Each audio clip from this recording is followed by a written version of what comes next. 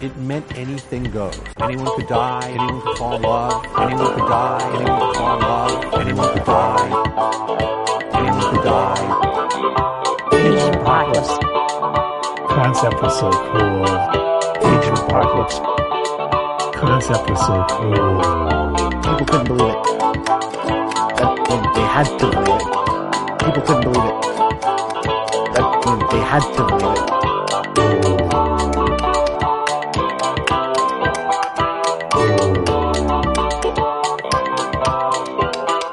Everything that you hit on the known level.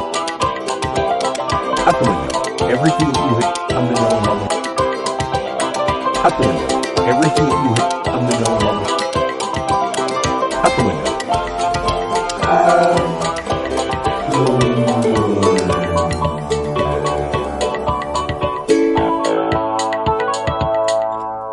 I'm Jeremy Greer.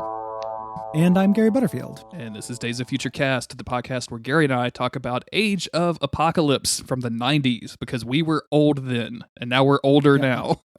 Yep, I was 15. Boy. Drowning in pussy. 1995, Gary. Do you even remember what it was like? Do you have any, like, what the fuck were you doing at 15 years old? 15, so freshman. Okay. Freshman in high school. Pretty homely and chunky. All right. So just checking in on the old, like, weird mullet and double chin action. Lots of acne. Ooh. Okay. Hawaiian Hawaiian shirts? Magic cards. Yes, no? No, not yet, man. That's like a 17-year-old Gary thing. Oh, man, when you told that story, I really thought that was 13-year-old Gary for some reason. I got mixed up. Oh, no. This is cool teen Gary who did that. That colors that story for me now. Yeah. No. This was an adult move. This was the first act of my adult life. Wow. Yeah. So yeah, getting into magic cards. Might have on the verge of joining my first band. Some elements. I was starting some real stupid and like small time rebellion at the private school that I was going to, because my parents forced me to go to this private school that I didn't like. So I was, carrying lighters and eating mini thins and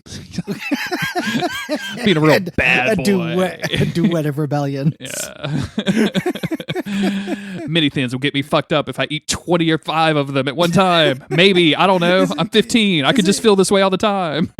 Is a mini thin a thin mint? What the fuck's a mini thin? A mini thin was like a weight loss thing, I think, back in the 90s. So like it was just all it was like probably some form of speed or caffeine or something. But like the hard dudes on the playground, what I played Pee-wee with, was like, oh yeah, dude, like this shit will fuck you up. Yeah. So yeah, get you a mini thin. I would steal that and Marlboro Reds from the local convenience store. And stealing in general. I also had that stealing phase. I think I was over it by 15, but I used to steal from Joanne Fabrics from time to time. Get them. Like Get them. Refills for a hot glue gun that I didn't own. Like that kind of thing. Oh man, that's good. That's good. Yeah, such a little punk. Stealing is bad, but for whatever reason, as I was a kid, like I never learned that lesson. I got spanked for stealing change to buy extra milk with in elementary school. Did not learn a lesson. It's incredibly wholesome. I know, right? Like I think even my mom or my stepdad was like, "We would have just given you the change. Why are you stealing this? Like, if you just want more milk, that's fine." But yeah. Oh man. Yeah. Dumb stuff. Jeremy loved milk. I did still do, Gary. Still do. Hey, do you ever meet an adult who drinks a lot of milk? Like a lot of milk? Yeah, like it's like their number one beverage. No. Like, you ever been in a restaurant where an adult ordered a milk? No. Not at all. It's that's time to call the fucking police. Yeah. Like, I mean, not the police, it's 2020, but that's time to call. I don't know. There's no one to call anymore. Yeah, we need the milk social workers of the world. What are those? Community milk policing. We need the MSW. It's an MSW emergency. Yeah. A 39-year-old just ordered milk. What do I do? I occasionally have a snack of crackers and peanut butter, and I'll usually, like, anytime I'm eating peanut butter, I'll usually have a glass of milk to go along with it, because it's tasty and it goes well together. Yeah, that's a good combo. And there are times shaming in general. There are times when I will just straight up pour a glass of milk and just glug glug glug like, and just and like put the gut back in the dishwasher. Like, I'm done. Yeah. But yeah, I don't often. Of course, I drink a lot of lattes in the morning. Like I can't drink straight coffee anymore. So maybe that's where I'm getting most of my milk content. You're getting your milk. Yeah, you're getting, as long as you're getting your daily milks. Vitamin M. For milk. I'll drink an almond milk from time to time. A whole glass of milk is a little too aggressive on my trouble guts, but I'll drink an almond milk just as a beverage from time to time. I've been wanting to experiment with different types of milk, but I'm so set in my ways by 2020 that I'm just like, you know what, this works. Why change it up? Like I know what I like.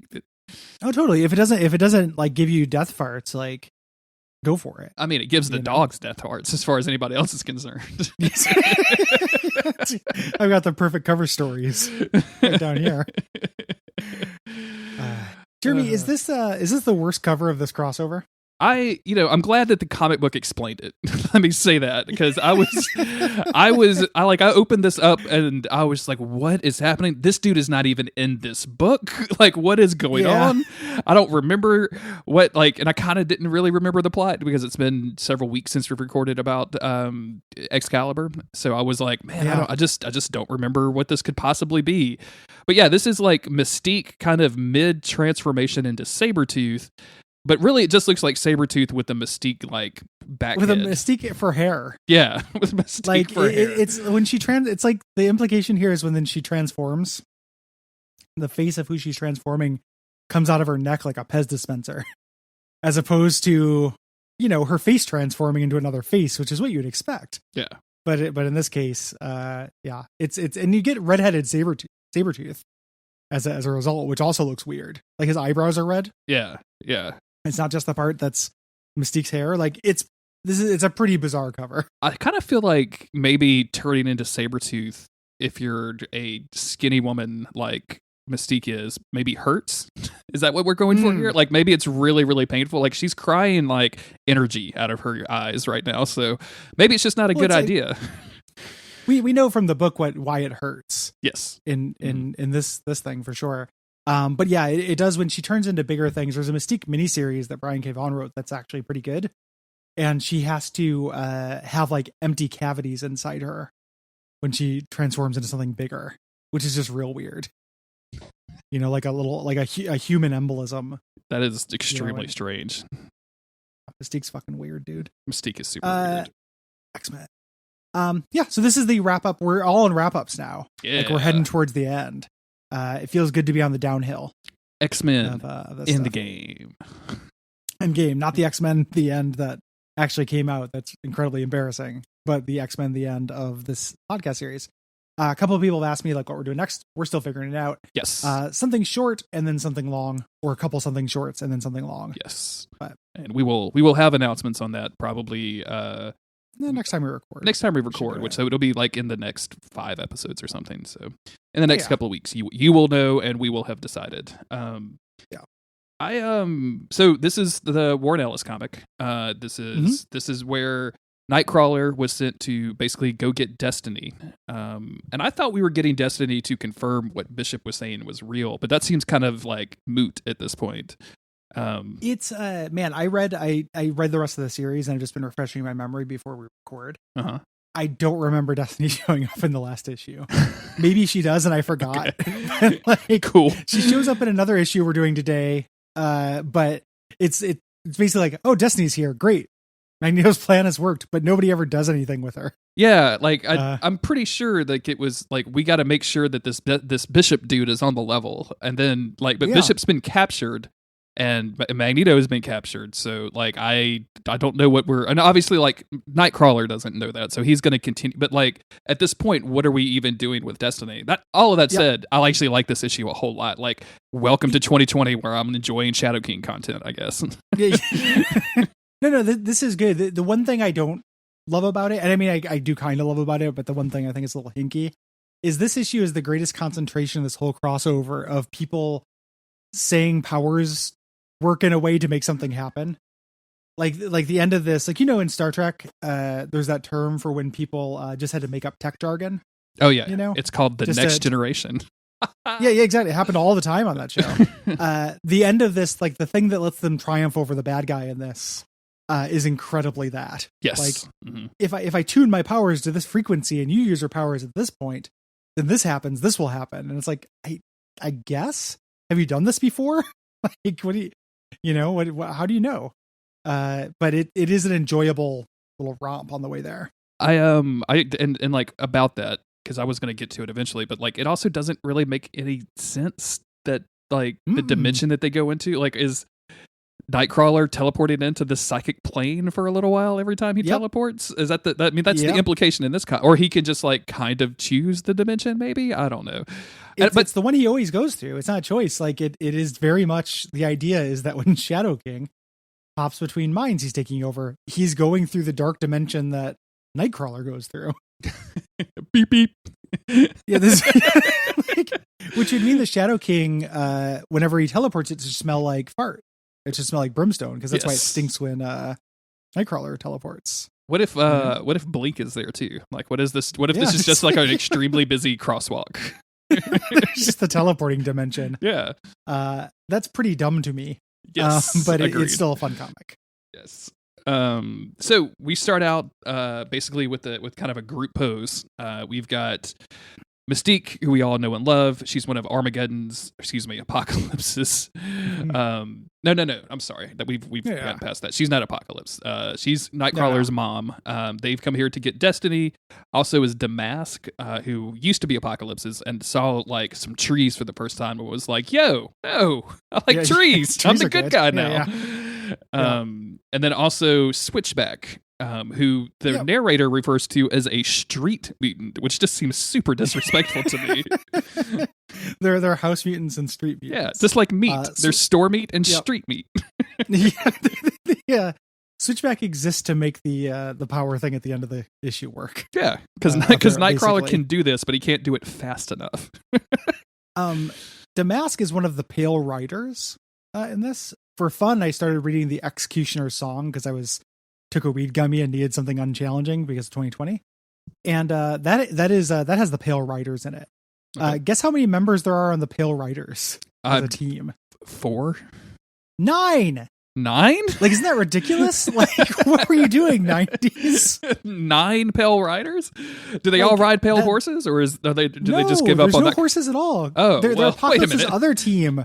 Like, he has horsemen and Pale Riders, and the Pale Riders don't ride anything. What are they? They don't ride. They don't ride a single thing. Like, there's not a Pale Rider like bus or like a stripper van. One of the guys is literally riding another guy. Okay, like there's a little guy who rides around on a shoulder. That's fine, but. I mean, he's the only one who is a writer, and that crossover is it's actually really good. Like it's really fun, like in a 90s way. But it is all of the teams, so it's like all of these 9-person like teams. Like the Mutant Liberation Front is there, and that just has infinite members. All this shit. It's really ridiculous trying to keep track of everybody. Oh, we missed a trick not calling it the Milk Liberation Front earlier. That would have been the way. Free him from the tit. So they're talking about they're now a team. We get a brief moment where Switchback shows her powers for the first time, which is incredibly confusing. She starts getting a headache, and she can switch back to her own timeline to a max of 10 seconds. So, like, presumably this would be used like if she got hurt or something. Mm-hmm. She could undo her wounds. But here she switches her body chemistry back 10 seconds to get rid of a headache. And Mystique threatens to shoot her for it because Mystique is the power police and doesn't want anybody to do that kind of horse shit. Mystique, stop it immediately. Yeah. Stop it. Yeah. Weirds me out. I hate mutants, actually. They go off. They're heading back to the village after they've killed Deadpool and recruited Damask. Mm-hmm. And Damask kisses Nightcrawler right on the lips because that's why. What's the other reason why she converted was trees, and she thinks Nightcrawler's hot. Yes. Just like Velvet, she says about his furry lips. Making me question how much Velvet she's kissed in her life. The answer is some, but that's weird.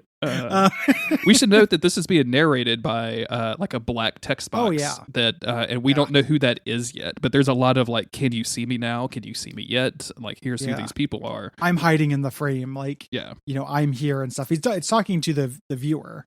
Like Sinister and X-Calibre #1 from the Age of Apocalypse. Yeah. Which a listener went back and looked at because we're too lazy to do it and said that you could not spot Sinister anywhere. So now I'm just fucking fed up with the entire Marvel thing. I'm done with it. Editors. Yeah. They get back to the village, which is all exploded. from the attack here.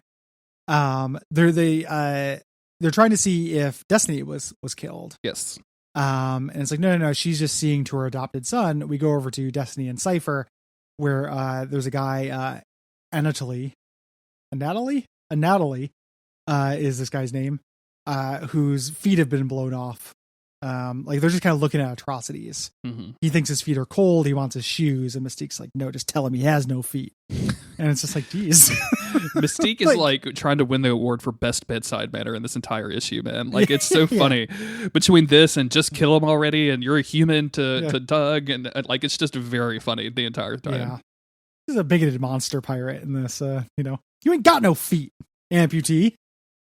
Yeah, just imagining Mystique in the Civil War, like just going through the gangrene fields, letting everybody know the status of their limbs. Your fiance's cheated on you, and all of your guts are out.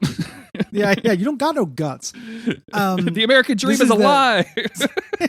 The brother versus brother. Are you kidding me? This is the first or the second of the just like powers working however Warren Ellis wants them to, because in this dimension, instead of Cypher just knowing languages, he has he's psychic, can hear thoughts, and he has a translation field that covers the entire village so everyone can understand each other. All right, let's hang out for a minute, Gary, because I saw this translation field and I was kind of excited about this. Like, so do you think that the translation field is affected at all by Doug's state of mind or state of being? Like if he was in a panic attack, would the translation field be affected at all? That's interesting.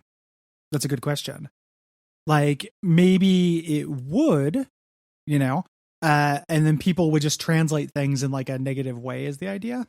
Like if he's in a bad mood, like he's dropping, like everyone just starts saying slurs in your own language and shit. Yeah, or like he's super drunk, and so everyone else, like all of their speech becomes slurred, right? Slurred, yeah, right. That's a cool iddia. I Slipping in and out of their original language. I don't know why this inspired me today. I was like, "Whoa, this is cool." I was way into this. We're almost 40. Shut up, Gary. Yeah. No, it's I'm making fun of you. I'm gonna go back to reading the Executioner's song after this. I'm the cool one. I have no leg to stand on. But yeah, this is a neat idea. It reminds me of like ideas like I've seen other people with like translation powers where they just really stretch what language is. Mm-hmm. So like I've seen like it's kind of like the drummer. In Planetary almost. Oh yeah, where he can literally just talk to like, anything. Yeah.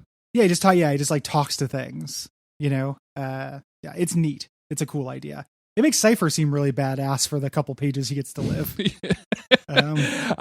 This was very cool. Like I like the idea of Cypher just having like a walking translation field, and I don't know, like what happens when this dude goes on vacation and like all of a sudden people are speaking the same language, and then he just like walks into a bakery, and then like the people are like, wait a minute, what happened? And like, okay. Well, that's the thing is you wouldn't question it, right? Like if I walked into a coffee shop and the person just said, what would you like? I would just be like, great.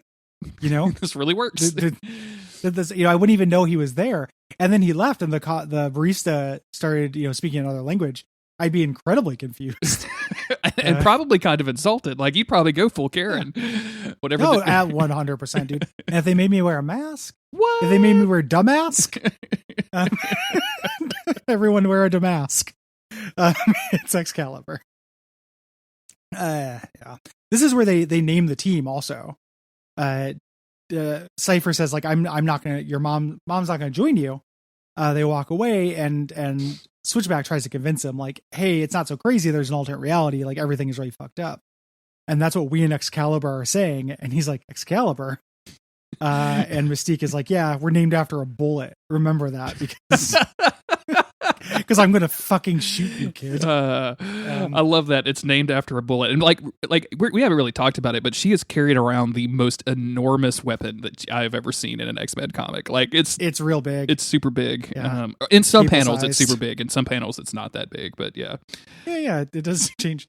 The idea that these four people who just met up on this island decided to give themselves a team name is very funny to me. Yeah, same. Like, I mean, it's next time we hang out with like a third person, we have to come up with a team name. Yeah, that's just called a podcast, Gary. Yeah.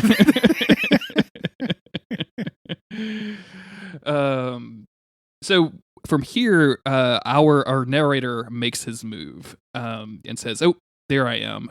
What a dead giveaway." And then we see a lot of the citizens of Utopia start freaking the fuck out. They're yelling, "No, no, no." And immediately, Mystique is like, "We should just shoot them. They're obviously crazy." And they're like, "Wait, no, wait, hold up." They've obviously instantly gone crazy to kill each other. Yes. Time for gun. Mm-hmm. But this is not a time for gun. It's a time for mind gun, because this is Shadow King possessing all of these people and making them go crazy and making them attack one another. Even after he declares that to everyone, Mystique still shoots the person. I know. And then says that she killed the Shadow King.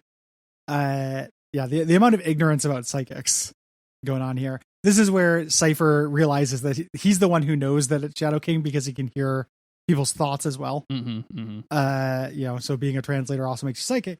But basically the Shadow King has taken over this like electricity throwing mutant. Yes. Mystique kills him again, not because like, oh, it doesn't matter that it's not, the Shadow King. I just need to kill them because they're hurting everybody. She's like, there, dead Shadow King. And everyone's like, are you fucking what? Did you really just say that? That's the worst.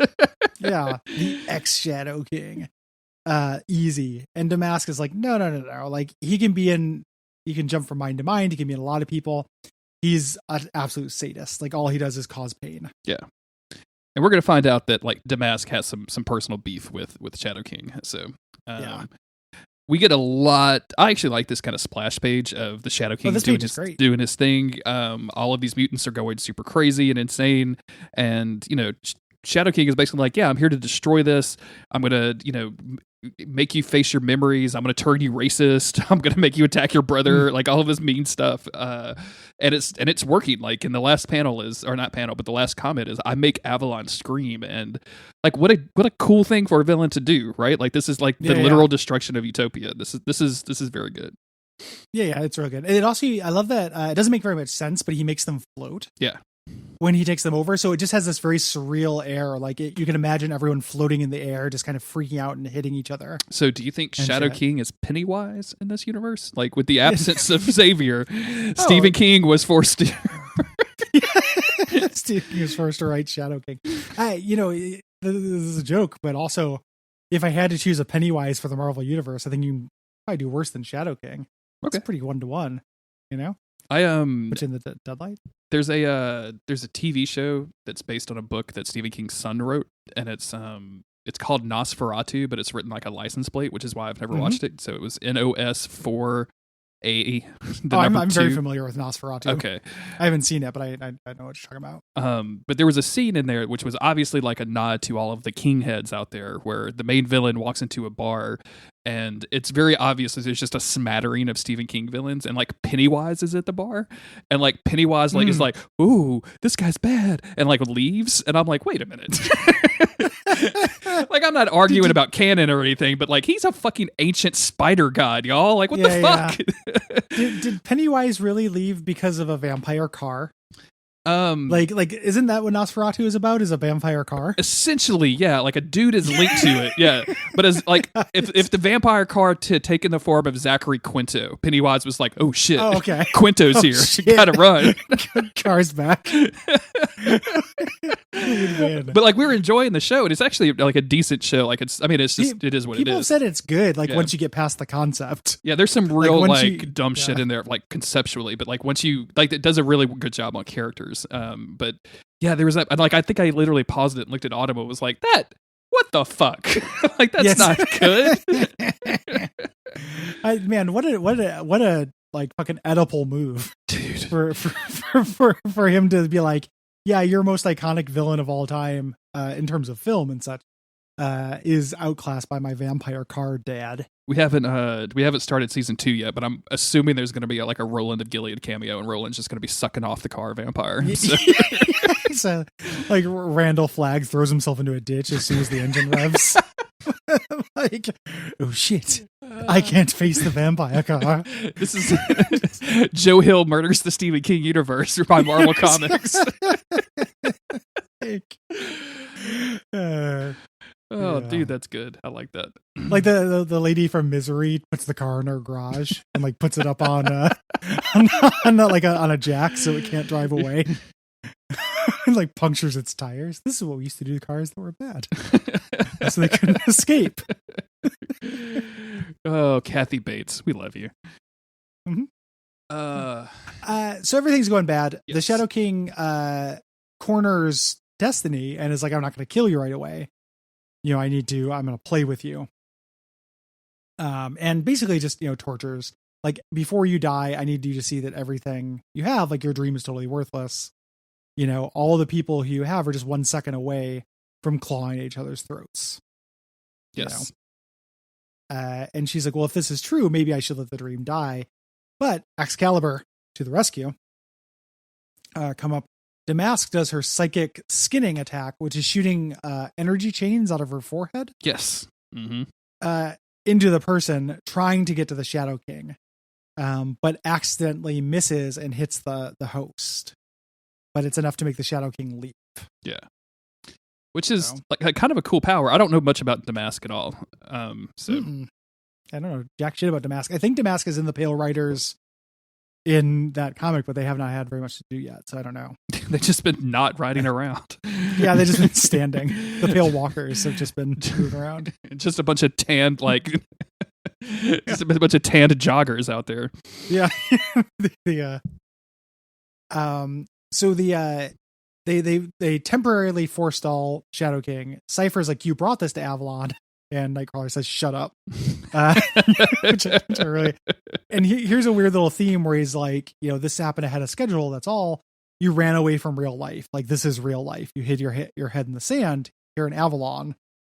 Welcome to the real world. Like, this is pretty harsh. They were doing pretty good until X-Calibre showed up. Like, I think the problem here is that, like, Doug just needed a scar, right?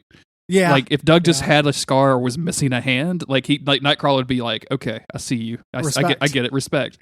But no, he's like me going into the field with a bunch of Cajuns and like these people not believing that I know how a water meter works. They're just like, you're too young. And I'm like, I'm 40.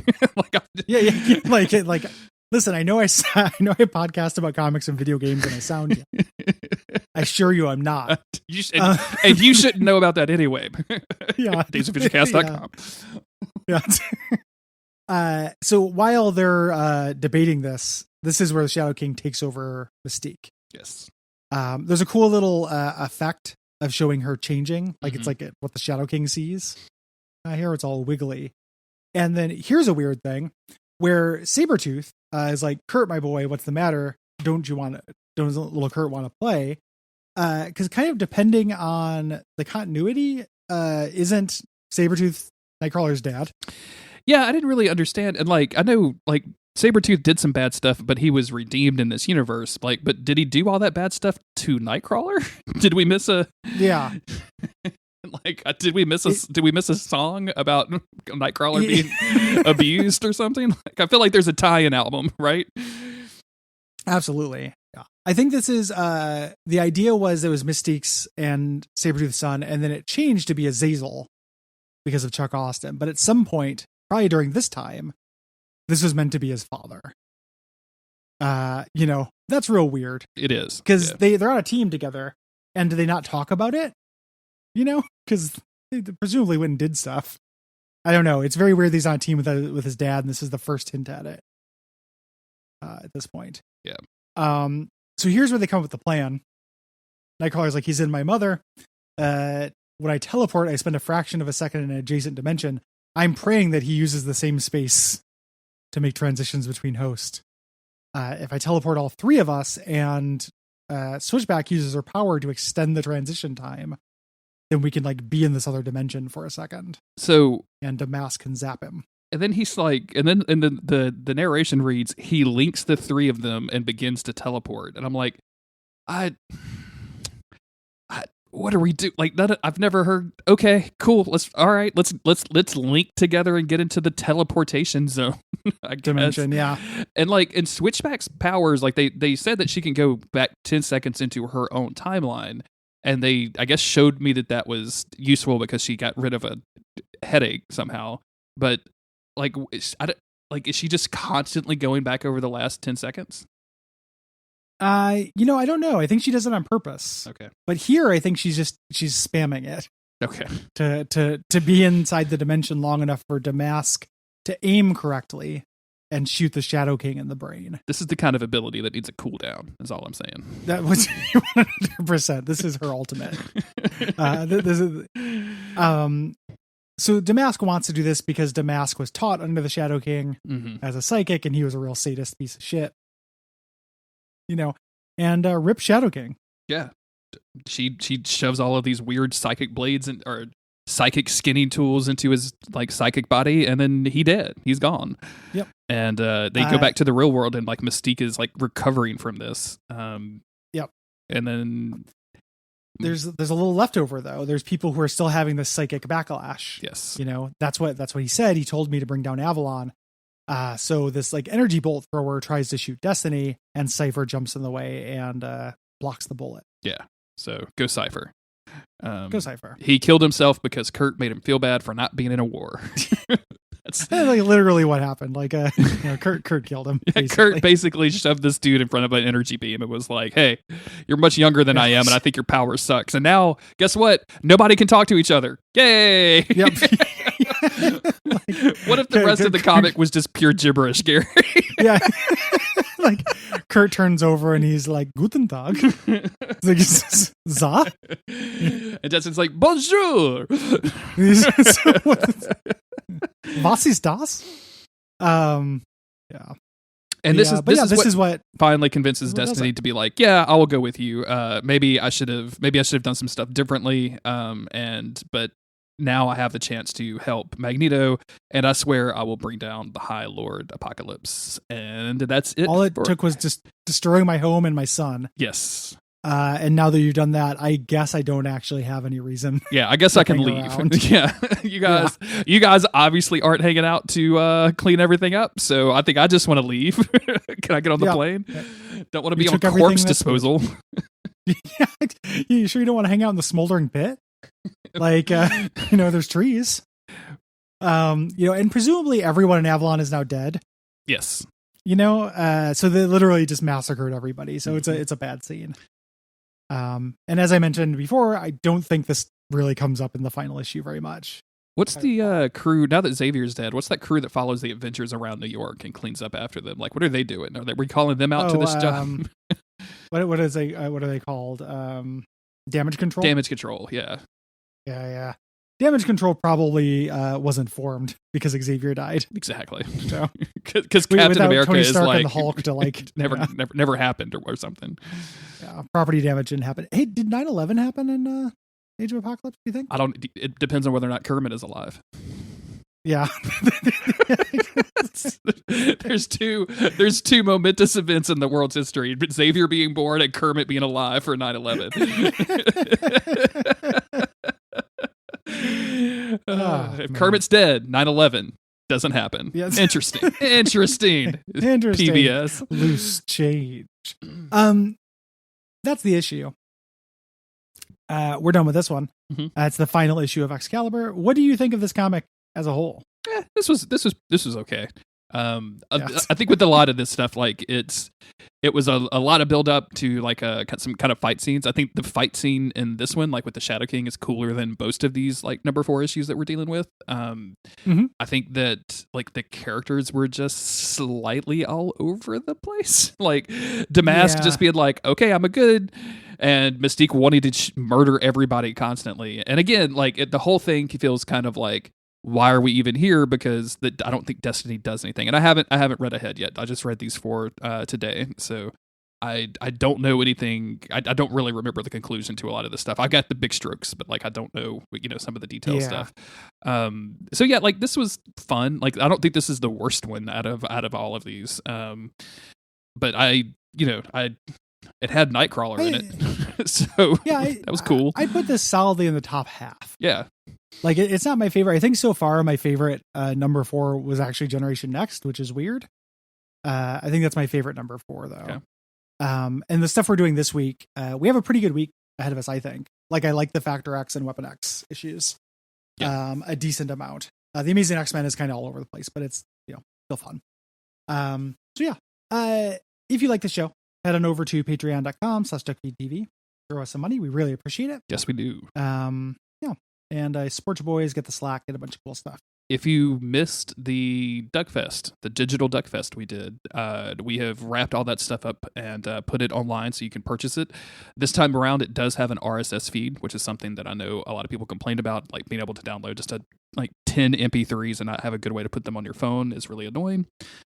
So all of that stuff is, you can go to Duckfeed.tv and find the link for it, but it's 15 episodes, 10 or 15 episodes? It's quite a bit. Yeah. It's something like 13 hours or something. Yeah, it's a huge amount of content. Yeah. Yeah. It was really fun the time. I think that comes through in the recordings. So I'd recommend that. And all of the money for that goes to, I'm looking for the website, Color of Change. Here it is. Oh, so yeah. So that is a. Cole had originally told me that was going to be going to me. Is that did plans change? Did you? Does Cole think your name is Color of Change? Did you change your name to a charity? I mean, he did just follow me on Twitter after knowing the man for 5 years, so maybe so. It's possible. And you can get a bunch of stuff. Like we still sell these. We don't talk about them that often, but Duck Bundle 3 is still up. That's the one from the first Duckfest. The audio quality is a little bit rougher because it was live, but that has a really amazing energy. And then Duck Bundle 1 and 2 are also still available, and they all go to different charities. Highly recommended. Extremely so. Yeah, really fun shit. So if you want to hear me and Jeremy talk about the X-Men anime or the our worst cast of X-Men Reverse Draft, or the Wolverine podcast, that is the way to get it. When did we cover the TV pilot? The Generate, wasn't that on one of these? Because that was really bad. You're right. Yeah. We did the Generation X made for TV movie. That's it. Yeah. In the first Duck Bundle, and that's incredibly fun because that movie is that's some goofy shit. That was whoo, that's exciting. Yeah. Well, thank you everybody, and thank you for listening. We'll see you on the next episode.